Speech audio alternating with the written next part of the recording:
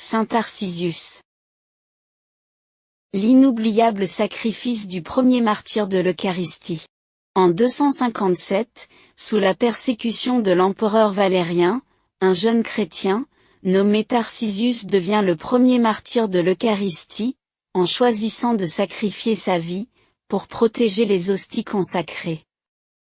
Alors que les chrétiens sont traqués, et leur culte interdit, Tarcisius, avec une détermination sans faille, refuse de laisser les hosties sacrées tomber entre les mains de la foule enragée.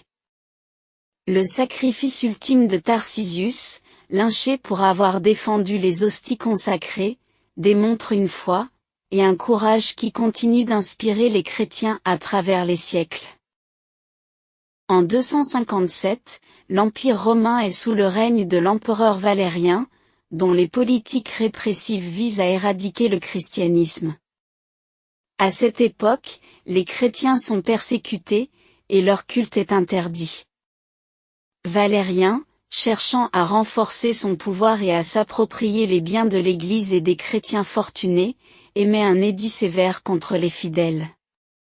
Cette politique de répression se traduit par des arrestations, des tortures et des exécutions, créant un climat de terreur pour les chrétiens.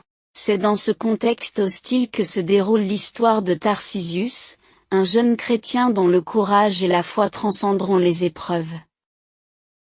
Tarcisius est un jeune chrétien dont l'âge exact est incertain, mais il est souvent décrit comme étant adolescent ou jeune adulte. Sa jeunesse et son innocence contrastent fortement avec la brutalité des événements auxquels il sera confronté. Malgré les dangers, il accepte de jouer un rôle crucial dans la communauté chrétienne, porter les hosties consacrées aux fidèles qui ne peuvent assister à la messe en raison des interdictions. Ce geste simple mais profondément significatif témoigne de sa dévotion envers l'Eucharistie, un des piliers de la foi chrétienne. En août 257, alors que le culte catholique est interdit, Tarcisius est chargé de porter les hosties consacrées, à des chrétiens, qui ne peuvent se rendre à la messe, en raison des persécutions. Lors de son trajet, il est intercepté par une foule enragée, qui soupçonne qu'il détient un trésor précieux. Les chrétiens, souvent accusés à tort d'être des voleurs, ou des conspirateurs, sont la cible de la colère populaire exacerbée par les autorités romaines. Malgré les tentatives violentes de la foule, pour lui arracher ce qu'il porte, Tarcisius refuse de se défaire des hosties. Son choix de sacrifier sa vie, plutôt que de trahir le corps du Christ, est un acte de foi ultime. Il est lynché par la foule, mais sa détermination, et son sacrifice, transforment son martyre en un symbole puissant de la foi chrétienne. Les détails précis de son martyre montrent une résilience impressionnante, avec Tarcisius restant fermement attaché à son devoir jusqu'à sa mort.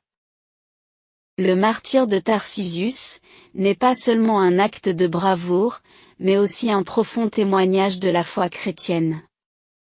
Après sa mort, il est rapidement vénéré comme le premier martyr de l'Eucharistie, un titre qui souligne la dimension sacrée de son sacrifice.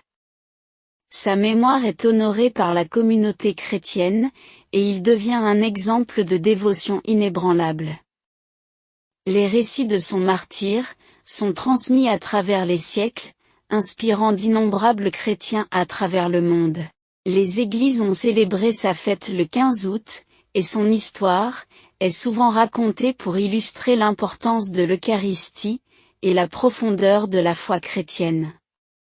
Tarcisius incarne l'idée que la communion avec le Christ est un trésor inestimable, que même la menace de la mort ne peut diminuer.